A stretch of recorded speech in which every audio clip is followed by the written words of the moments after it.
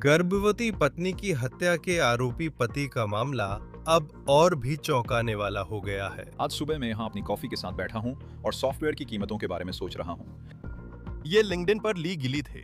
2024 में कथित हत्यारा बनने से पहले उनकी अगले महीने सुनवाई थी, लेकिन वो गायब हो गए।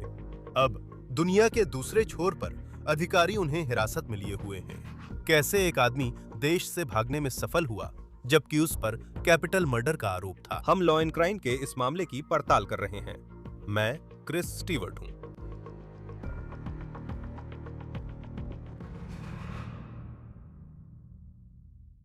बहुत कम ऐसे आरोपी होते हैं जिन पर कैपिटल मर्डर के आरोप हों और वे घर से मुकदमे की तैयारी कर सकें। अब ली गिली उस सुविधा का लाभ नहीं उठा पाएंगे, खासकर हाल की घटना के बाद। अधिकारी उन्हें इटली में हिरासत में रखे हैं। मैं बताऊंगा कि मिलान में जब अधिकारियों ने उन्हें रोका तो उन्होंने उनसे क्या कहा। हम हाल ही में अभियोजकों द्वारा इस पिता, जो अब कथित हत्यारा बन गया है, के खिलाफ पेश किए गए कुछ नए सबूतों के बारे में भी थोड़ी बात करेंगे। इससे पहले कि मैं आगे बढ़ूं, मैं आपको ली, उनकी पत्नी क्रिस्टा और इस केस के आरोपों की जानकारी देना चाहता हूं। ये शायद कई साल पहले की क्रिसमस की सुबह है। सोशल मीडिया से पता चलता है कि इस जोड़े की शादी 2017 के आसपास हुई थी और सब कुछ ठीक चल रहा था। साफ कहूं तो ली का सब कुछ अच्छा चल रहा था। वे ह्यूस्टन में शानदार घर में रहते थे और लिंक्डइन के अनुसार सॉफ्टवेयर इंडस्ट्री में काम करते थे। हम एक सॉफ्टवेयर कंसल्टेंसी हैं और मैंने हाल ही में एक दोस्त को सॉफ्टवेयर विक्रेता चुनने में मदद की है। घर पर इस जोड़े के 2 बच्चे भी थे और रिपोर्ट्स के मुताबिक वे 2024 में तीसरे बच्चे की उम्मीद कर रहे थे।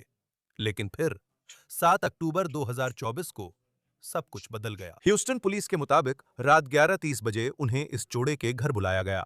कॉल आत्महत्या या ओवरडोज की थी। ली ने कहा कि उन्होंने पत्नी क्रिस्टा को बेहोश पाया और उन्हें अस्पताल ले जाया गया, जहां उन्हें मृत घोषित कर दिया गया। उसने अपनी जान और अजन्मे बच्चे को खो दिया।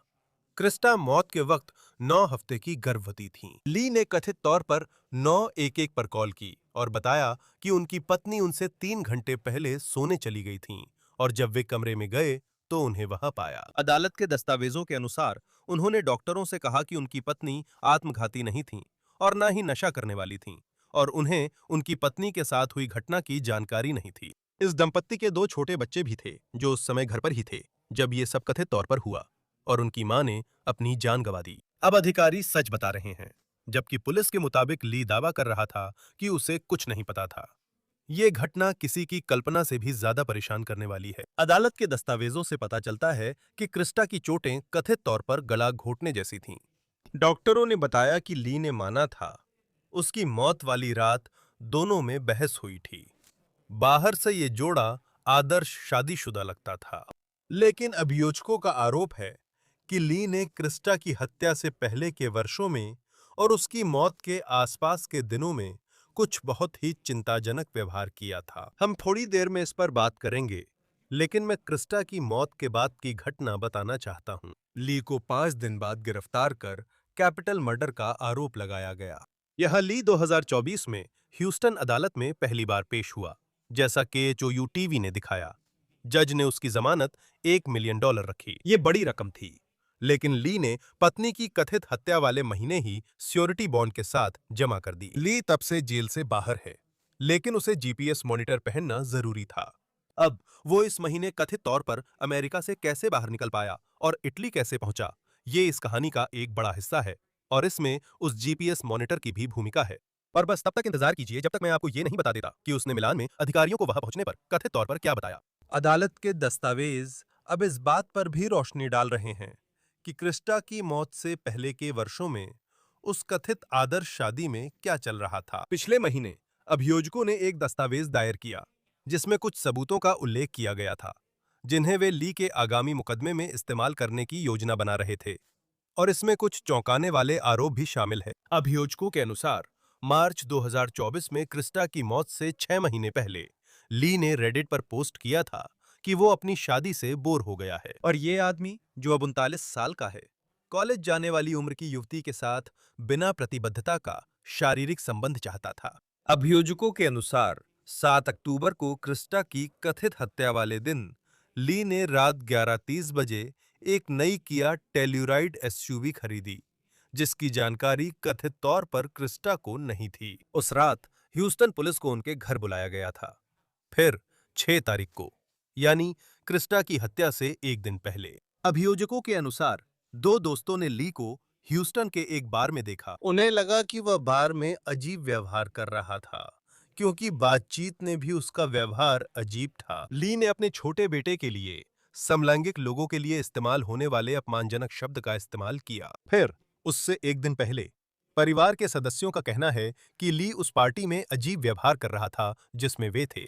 अब हमें ली के उस व्यवहार पर ध्यान देना चाहिए जो क्रिस्टा की कथित हत्या के बाद दिखा, जिसे अभियोजक उसके हालिया कृत्य, मुकदमे से पहले भागने का संकेत मान सकते हैं। 8 अक्टूबर को क्रिस्टा की हत्या के अगले दिन अभियोजकों के अनुसार ली ने कहा कि उसे फंसाया और निशाना बनाया जा रहा है। अभियोजकों के अनुसार उसने देश छोड़ने की जरूरत बताई और ली ने अपनी देखभाल के लिए ऐसा करना जरूरी बताया।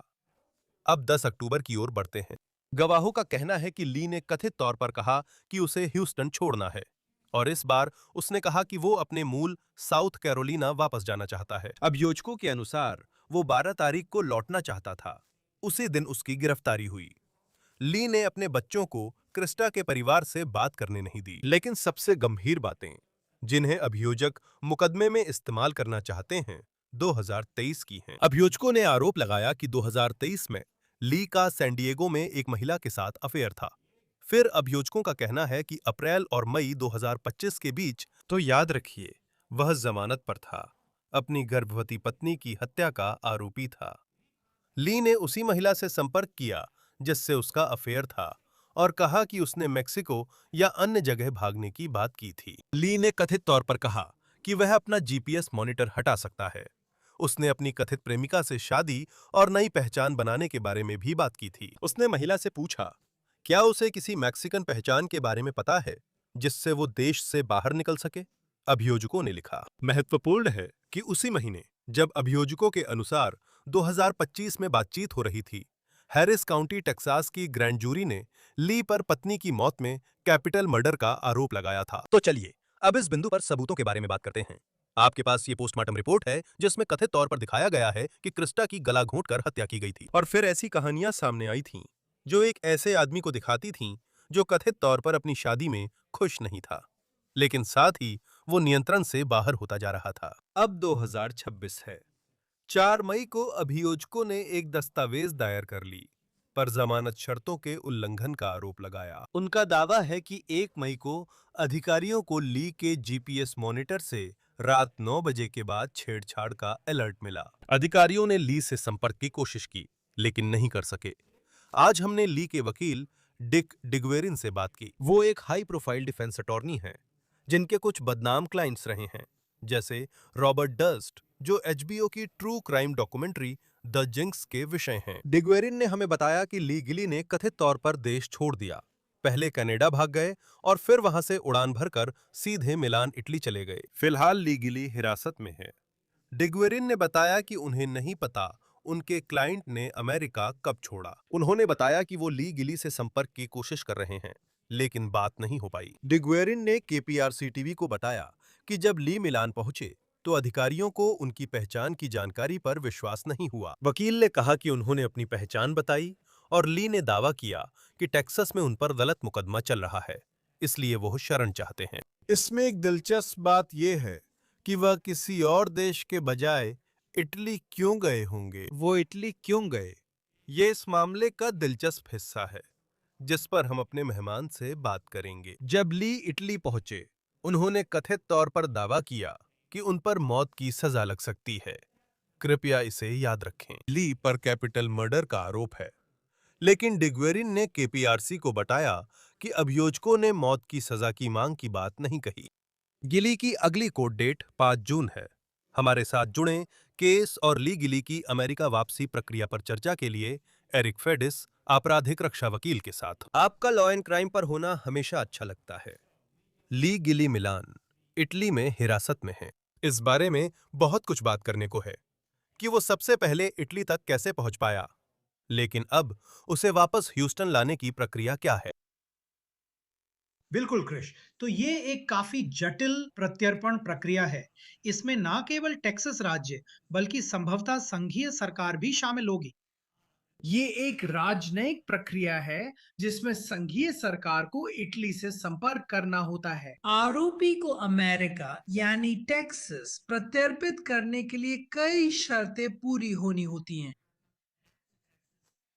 और जैसा कि मैंने कहा, यह एक काफी जटिल प्रक्रिया है और मुझे लगता है कि इस दिशा में अभी कदम उठाए जा रहे हैं। उनके वकील ने स्थानीय टीवी चैनलों को बताया कि उनके अनुसार ये सब कैसे हुआ।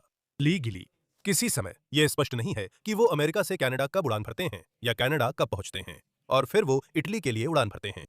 वो इटली में चेक पॉइंट पर पहुंचते हैं और उनकी पहचान को लेकर इटली के अधिकारियों को कुछ गड़बड़ सी लगती है। तभी वो कहते हैं कि अमेरिका में उनके खिलाफ गलत मुकदमा चल रहा है और वो शरण चाहते हैं। ये कैसे होता है? और हम इन दिनों शरण के बारे में बहुत बात करते हैं, आप जानते हैं, कई अलग अलग मोर्चों पर, निश्चित रूप से राजनीतिक क्षेत्र में भी। ये कैसे काम करता है? इस स्थिति में जब कोई व्यक्ति हवाई अड्डे पर चेक पॉइंट पर कहता है कि वह शरण लेना चाहता है, तो यह कैसे काम करता है? आप जानते हैं, ज्यादातर देशों में शरण के लिए उच्च मानदंड होते हैं। सिर्फ मेरे खिलाफ आपराधिक मामला या गलत आरोप ही काफी नहीं है। ये शायद काफी नहीं होगा। आमतौर पर औपचारिक कानूनी प्रक्रिया में व्यक्ति को दस्तावेज जमा करने होते हैं, उत्पीड़न दिखाना होता है। अक्सर ये जातीय या राजनीतिक समूहों के उत्पीड़न से जुड़ा होता है। जान का खतरा या गंभीर शारीरिक नुकसान का खतरा होना चाहिए। इन सभी चीजों का दस्तावेजीकरण करना पड़ता है ताकि आवेदन प्राप्त करने वाला देश शरण के अनुरोध पर कार्रवाई कर सके। लेकिन सिर्फ यूं ही पहुंच जाना, रोके जाने पर कहना कि मेरे खिलाफ एक मामला है जो मुझे लगता है कि झूठा है, इतना काफी नहीं होगा। हाँ, और अब वो किसी समय पर वापस संयुक्त राज्य अमेरिका आने वाला है, ऐसा हम मानते हैं। हमें नहीं पता कि इटली ही वो जगह क्यों थी जहां वो गया, लेकिन ऐसा लगता है कि उस देश के अमेरिका के साथ अच्छे संबंध हैं।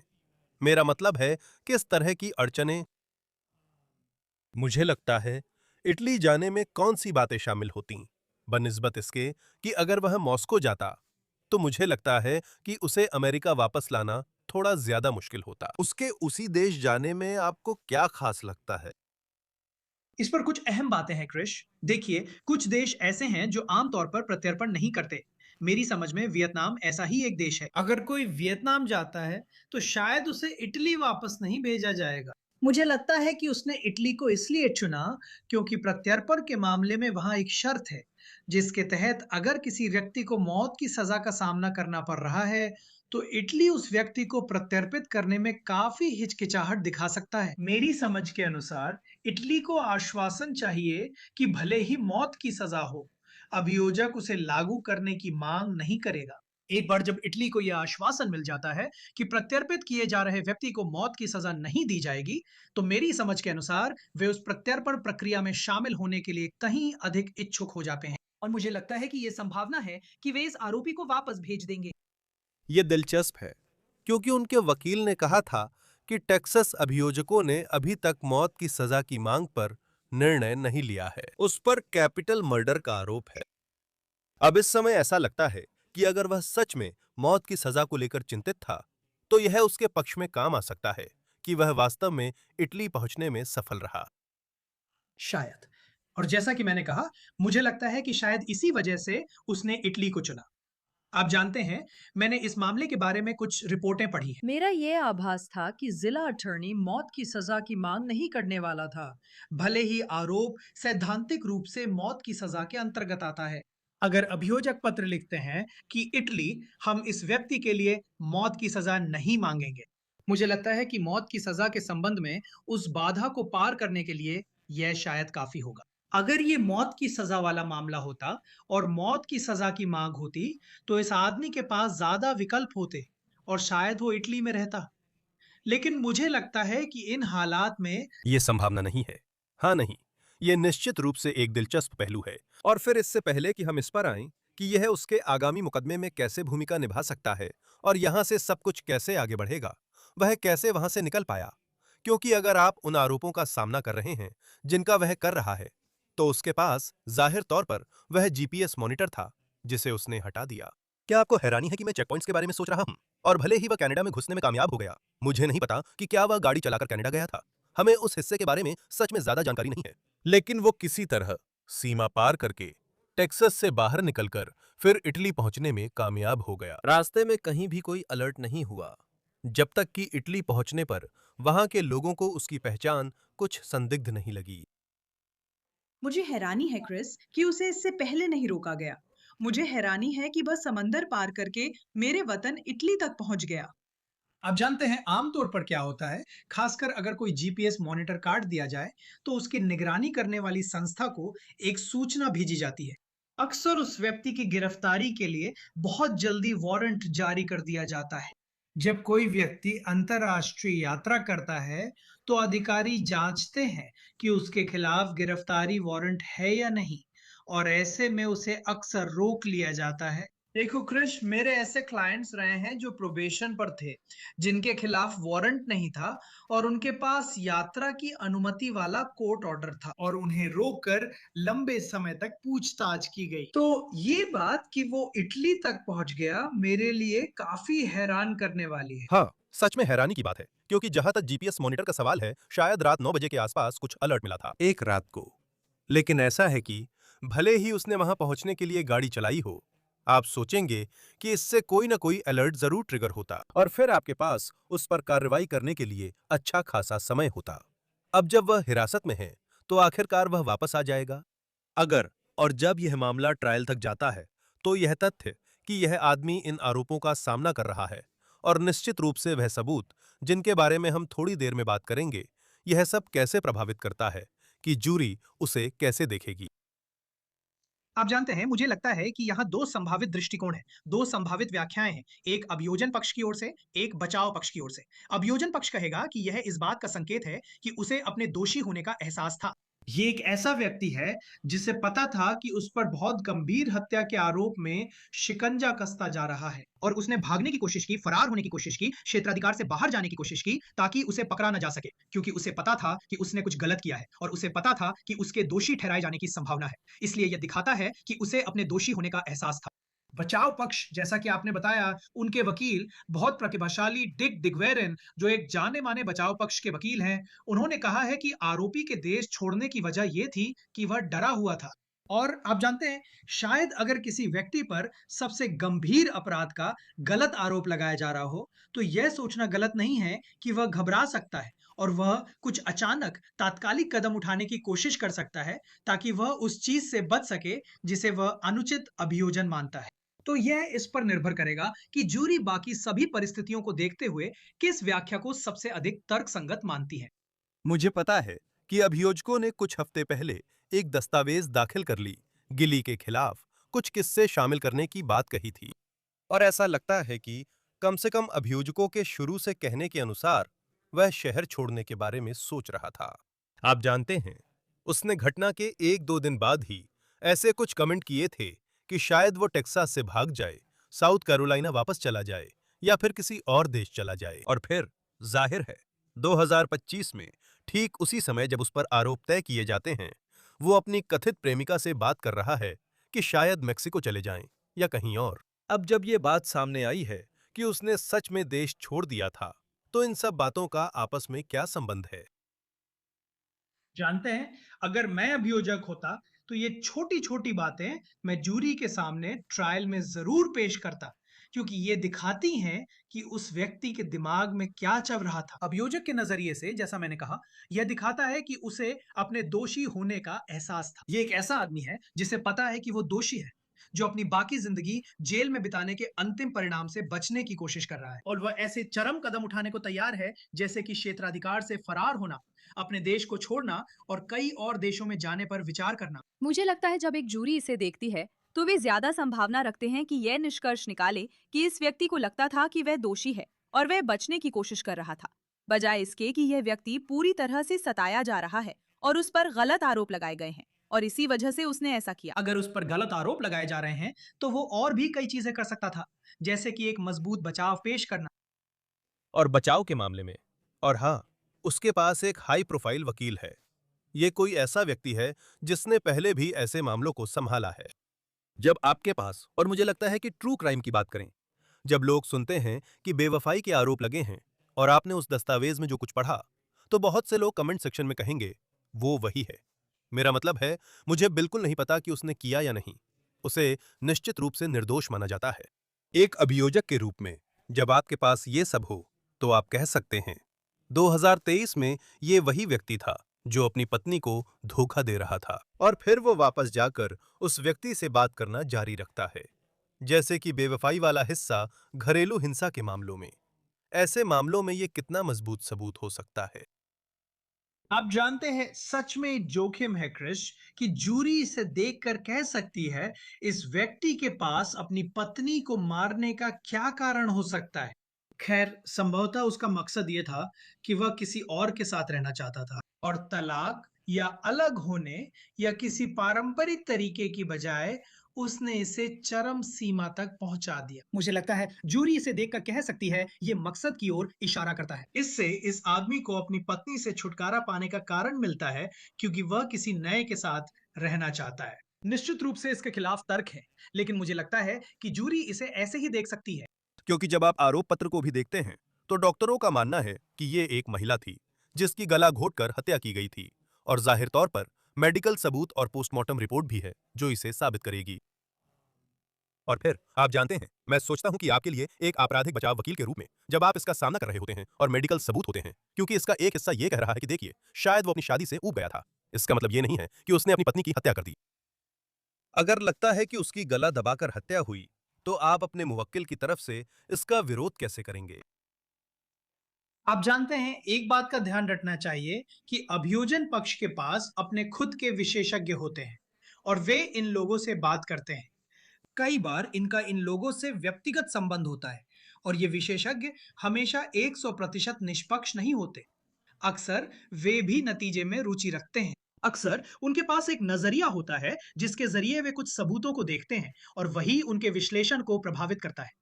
मौत गला घोटने से हुई, यह एक राय है, ये एक मेडिकल विशेषज्ञ की राय है, लेकिन बचाव पक्ष के लिए यह असामान्य नहीं होगा कि वे अपना खुद का गला घोटने के मामलों का विशेषज्ञ रखें। शायद वे अपनी खुद की पोस्टमार्टम भी करवाएं। गहराई से जांच करो और कहो, एक सेकंड रुको, गला घोटने पर पहली राय गलत है क्योंकि XYZ कारण है। इसलिए लोग मेडिकल एग्जामिनर रिपोर्ट सुनकर सोचते हैं कि यही अंतिम सच है। यह तो जरूर एक मेडिकल तथ्य होगा, और ऐसा जरूरी नहीं है। हाँ, और मेरा मतलब है, मुझे लगता है कि यह भी, आप जानते हैं, बिल्कुल अलग स्थिति है। जेफरी एप्स्टीन इसका एक प्रमुख उदाहरण है। आप जानते हैं, कुछ मामलों में वे एक बात कहेंगे, लेकिन फिर आप जानते हैं, दूसरे लोग कहेंगे, ओह, वे उस मुद्दे को उठाने की कोशिश नहीं कर रहे हैं। आज इस कहानी में उस मुद्दे में नहीं जाना है, क्योंकि उसकी सुनवाई होनी है। मैं अभी ह्यूस्टन के KPRC को देख रहा हूं। 8 जून को सबसे हालिया सुनवाई की तारीख तय की गई थी। तथ्य यह है कि वो इटली में है, और आप प्रत्यर्पण प्रक्रिया के बारे में सोचते हैं, वापस जाने की प्रक्रिया। शायद अब जो बाधाएं हैं, वो उसके किए गए कामों की वजह से हैं। मेरा मतलब है, आपको क्या लगता है, आगे का समय कैसा दिख सकता है? हाँ, अच्छा सवाल है। देखिए, इटली ये देखना चाहेगा कि शिकायत में आरोपों की पूरी सूची हो। वे प्रथम दृष्टया आधार के समर्थन में हलफनामा भी देखना चाहेंगे। वे यह भी चाहेंगे कि उन्हें इस बात का भरोसा हो कि इस आदमी के खिलाफ ठोस सबूत है। अक्सर प्रत्यर्पण में, अगर प्राप्त करने वाला देश प्रथम दृष्टया आधार नहीं मानता या कहता है, हे, मुझे नहीं लगता कि अभियोजन के समर्थन में सबूत हैं जिससे प्रत्यर्पण मुश्किल होगा। सरकार को दस्तावेज देने होंगे जिन्हें इटली जांचेगा। उन्हें हिरासत में लिए गए व्यक्ति जिस पर हत्या का आरोप है को दूसरे देश वापस भेजने के लिए लॉजिस्टिक व्यवस्था करनी होगी। मुझे लगता है इसमें हफ्तों लग सकते हैं। क्या इससे मुकदमे की तारीख बढ़ सकती है? मुझे लगता है हाँ। गिरफ्तारी के बाद पुलिस ने उस पर कैपिटल मर्डर का आरोप लगाया, और उसकी पहली पेशी हुई। जमानत $1 मिलियन तय की गई थी, और फिर उसने $1 मिलियन का श्योरिटी बॉन्ड जमा किया, और वो बाहर आ गया। ये जानते हुए, मेरा मतलब है, किसी कैपिटल मर्डर के आरोपी के लिए जितने समय तक वो बाहर रहा है, उतने समय तक बाहर रहना कितना आम है। मेरा मतलब है, मुझे पता है अब उसकी जमानत रद्द कर दी गई है, और आप जानते हैं, जब आप देश छोड़कर भाग जाते हैं तो चीजें बदल जाती हैं। लेकिन हैरानी की बात है कि इतने गंभीर आरोप के बावजूद वो मुकदमे से पहले की हिरासत की बजाय घर पर GPS मॉनिटर के साथ रह सकता है। ये असामान्य है क्रिश। कोलोराडो में जहां मैं मुख्य रूप से प्रैक्टिस करता हूं, वहां जज को यह अधिकार है कि गंभीर हत्या के आरोप में वह जमानत न दे। जज ने जमानत दी और इस व्यक्ति के पास जमानत भरने के संसाधन थे, जिससे वह हत्या के आरोप में बाहर रह सका।